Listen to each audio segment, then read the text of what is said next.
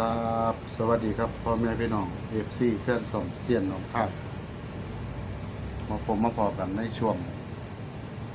เสาๆพี่น้องก็คลิปนี้ก็สิมาลงหวยไทยโค้งสุดท้ายเนาะพี่น้องแล้วก็สิคลิปต่อไปก็สิเป็นลาวพัฒนาเนาะเอาไทยก่อนล่ะพี่น้องคนข่าวสียาวจังเลยเพราะว่าสีอธิบายเขียนใส่กระดาษนี้ไงอธิบายตั้งแต่ปีใหม่มากมันออกจังไหนลักษณะแบบใดมีเลขตัวใดเอาเข้าเอาออกแบบใดเนาะก็สิพา FC ไปวิเคราะห์นำกันเลขที่เสี้ยนเอาออกตัวใดมาแทนมันมาลักษณะแบบใดสูตรแบบใดเดี๋ยวสิเว้าในคลิปก่อนข่าวที่ยาวจักหน่อยก็พอสิได้เข้าใจ RFC เพิ่นผู้ใดเพิ่นหัวใสเพิ่นเล็งเห็นทิศทางของมันอาเซียนจับบ่ถือก็สามารถเอาไปจับกันได้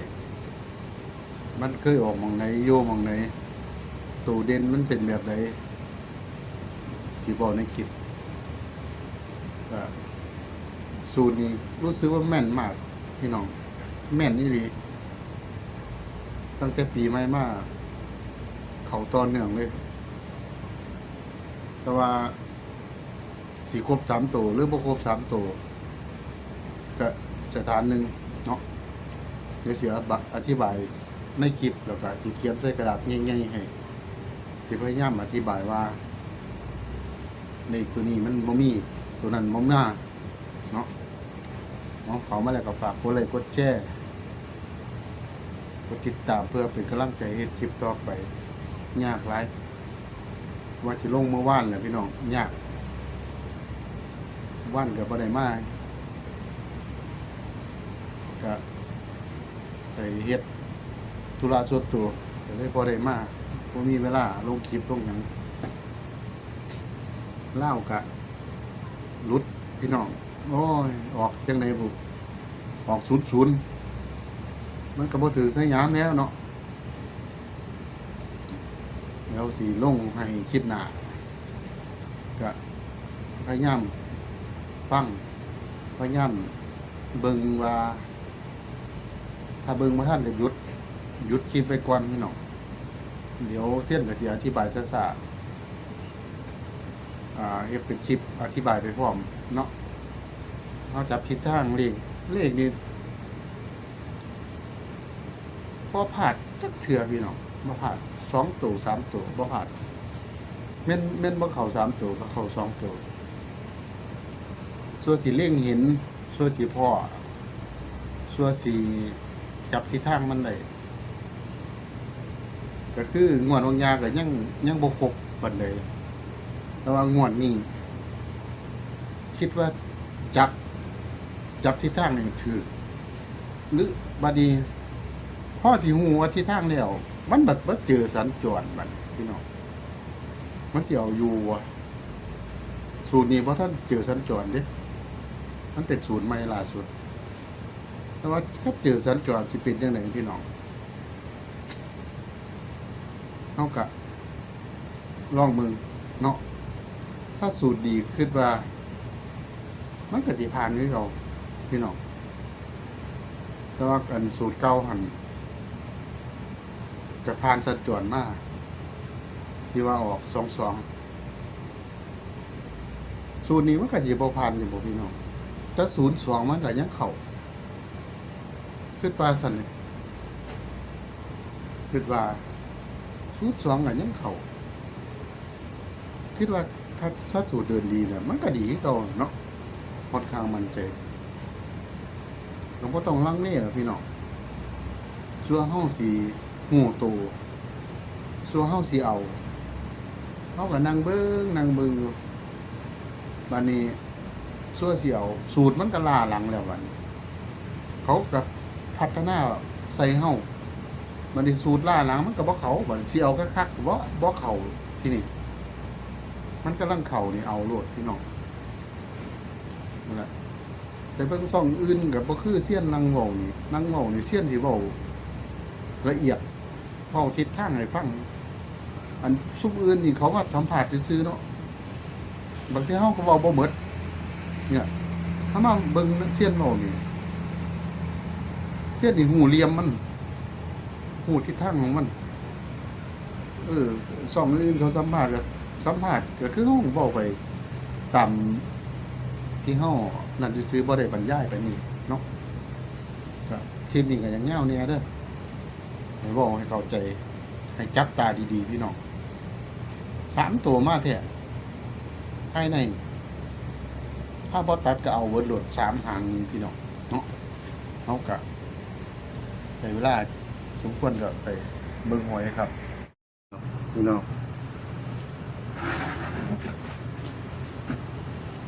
กระดาษ A4 เด้อก็คือเขียนอีกเขียนเป็นงวดเด้อให้เข้าใจเด้อพี่น้องเด้ออธิบายก่อนเอางวดวันที่2เนาะหลังปีใหม่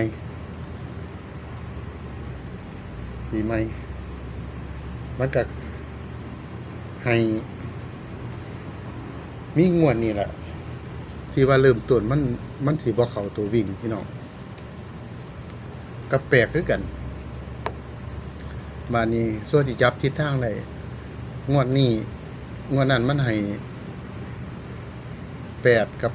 9เป็นตัวเด่นเด้อพี่น้องเด้อมานี้หลักหน่วยหลัก10ก็คือ740ก็เป็นหลัก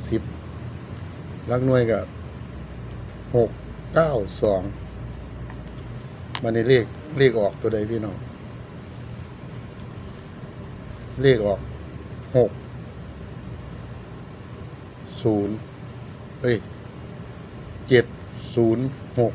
พี่น้องเลขล่างออก16กับเขามันสิมีเลขหนึ่งอยู่นี่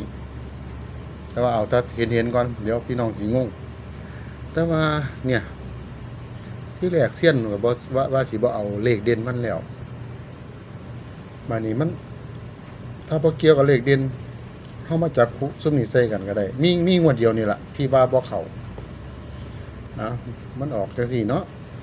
ก็มีหมดทั้ง3ตัวบัดนี้ต่อมาวันที่17เนาะ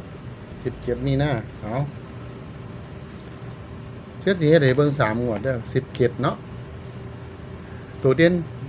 น7กับ0หลัก10มี7มี6มี7หลักหน่วยมี7มี2มี8เลขออกอันนี้บ่มีเก่าเห็นบ่พี่น้องแต่ว่าเขา2ตัวแน่นอนมานี่เลขออก972ตัวใดก็ได้พี่น้องนี่หลัก10เห็นบ่10ตัวใดก็ได้มานี่เข้าที่02 0กับตัววิ่งเห็นบ่หลักหน่วยก็เป็นหน่วยอีหลีหลัก10ก็เป็น10เห็นบ่ถ้าบ่เอาเห็นบ่พี่น้องถ้าบ่เอาเห็นบ่นี่เด่น7กับ0นี่เข้าเห็นบ่เข้าเบิดเลยบ่คืองวดบางยานี่งวดบางยาเนี่ยบ่มีจักตัวมันมาประกบกันบานนี้อันนี้เข้าเบิดหลักให้เป็นหลัก10เลขวิ่งเห็นบ่หลัก10ทั้งหมดเลยพี่น้องมานี่เซียนก็เลยว่าเอ้าบางยามันคือบ่เข้าก็เลยมาเริ่มมาเอะใจแล้วงวดต่อมาจากซ่าแน่ได้พี่น้องเด้อฟังละเอียดยุดภาพเบิ่งเด้อเอา1ก่อพ่อให้9กับ7เนาะให้9กับ7บานี้เลขหลัก10กับมี6มี9มี2บานี้หลักหน่วยกับมี3มี1มี2 เลขออก692ตรงเลยพี่น้อง692จังซี่ก็ได้บัดนี้ล่างนี่บ่เข้าแต่ว่าบนนี่เข้า3ตัว692ตัวนี้ก็ได้แต่ว่าคันว่ามันผิดก็ต้องเป็น692ตัวข้างล่างเห็นบ่10เป็น10หน่วยเป็นหน่วยเด้พี่น้องโอ้ยเอา3ตัวก็เอาต่อพี่น้องล่างบ่เข้าก็สร้างหัวมันต่อนี่ล่ะก็เลยเริ่มมันคือแม่นแท้คันว่าสิบ่เอาหลัก7กับ9 9กับ7นี่เก้ามันก็เข้าเด้มันเป็นหลัก10เห็นบ่พี่น้องบานนี้เป็นงวดที่มันออก692แล้วเนาะบัดนี้ก็เลข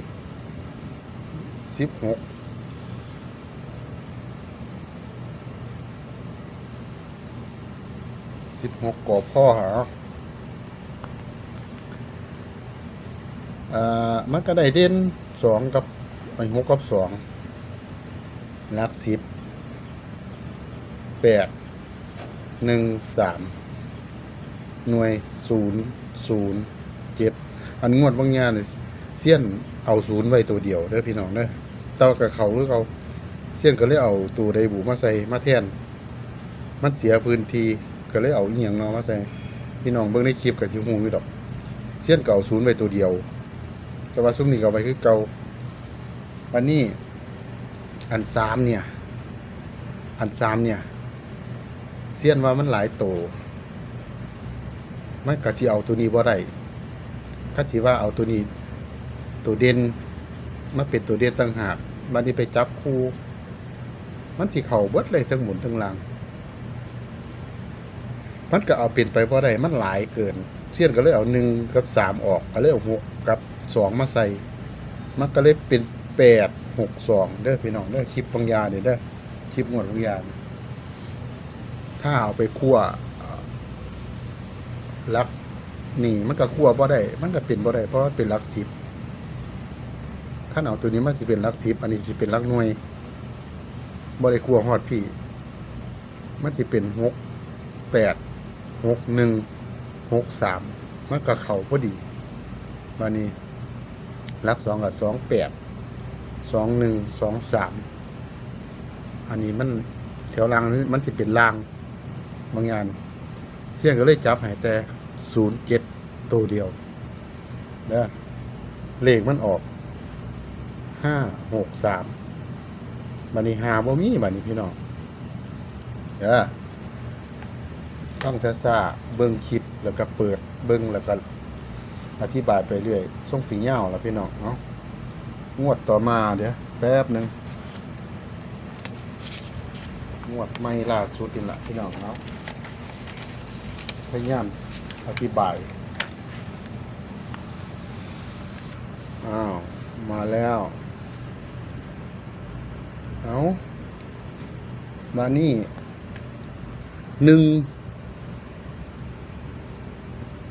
วันที่1 เดือน 3 6 9ได้อันนี้ร่วมบนร่วมลางเลยเด้อพี่น้องเด้อยังงงได้5กับ6ตัวเด่นเนาะหลัก10ได้1 9 3บัดนี้หลักหน่วยก็ได้7 2 3อันนี้รอผลเนาะบัดนี้คือเสี้ยนจับให้นะเสี้ยนจับให้ก็เลยเอาตัวนี้มันซ้ำกันแม่นบ่เสี้ยนก็เลยเอาตัวนี้ออกเอา3ออกก็เลยเอาหลักใดมาแทนเดี๋ยวอธิบายให้ฟังเด้อซ่าๆว่ามันเลขมันซ้ำกันก็เลยว่ามันเสียพื้นที่ก็เลยว่าเอามาเฮ็ดให้เป็นตัวอื่นดีกว่าเพื่อมันมาบาดนี้มาเบิ่งที่ว่าให้ไปแล้ว จับคู่ไปแล้วเนาะในสมุดเล่มหน่อยเนาะเห็นบ่นี่เสี้ยนก็เลยเอาตัววงยานี่เห็นบ่เอาตัววงยานี่ไปตัดเก้ากับสามออกเอาหกกับห้ามาใส่นี่เด้อพี่น้องบ่ไล่ตาเนาะนี่หกกับห้ามาใส่นี่อันนี้เก้ากับสามเด้อพี่น้องมันยังเหลือสามอยู่เสี้ยนมามันสิเป็นหลักหน่วยนั่นล่ะก็เลยเป็นที่มา193เด้อของเก่าเด้อบัดนี้เสี้ยนเอาหลักหน่วยมาใส่เอาหลัก10มาใส่หลักตัวเด่นก็เลยเป็น156นี่บ่สามารถกอดข้อกันบ่กอดข้อกันเด้อพี่น้องเด้อบ่กอดข้อกันอันนี้ก็คือเก่าเฮาก็มาจับคู่ก็เป็น1 17 12 13บัดนี้หลัก57 52 53อันนี้หลัก6 67 62 63บัดนี้เสี้ยนมักหม่องมันมาก็เลยเด่นหลัก10 5เล่นทั้งหน่วย3ก็เลยมักหลัก5 57 52 53ที่เสี้ยนสิเน้นให้ก็เลยมัก53เด้อพี่น้องเด้อฟังท่านบ่เอาจับคู่ให้แล้วบัดนี้3ตัวโตดพี่น้องฟังดีๆเอาให้มันได้เด้อพี่น้องเด้อ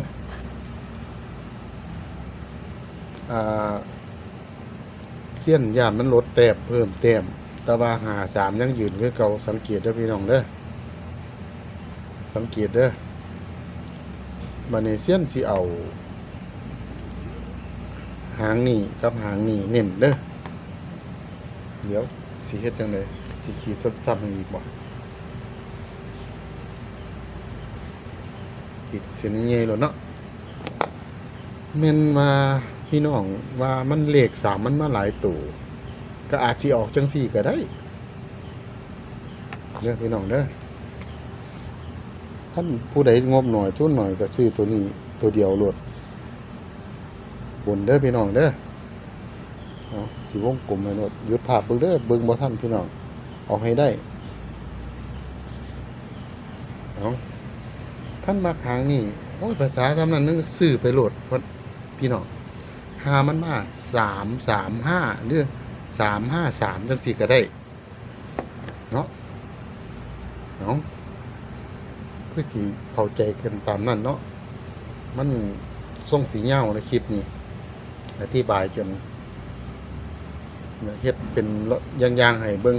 ผลออกมันสิเป็นจังได๋สู่สัญจรได้บ่พ่อแม่พี่น้องเอาคลิปยาวแล้วก็สุดท้ายนี่ก็พี่น้อง FC แฟนช่องมีโชคมีลาภร่ำรวยสู่ผู้สุขคนครับสวัสดีครับเจอกันคลิปล่างอย่างเดียวครับสวัสดีครับ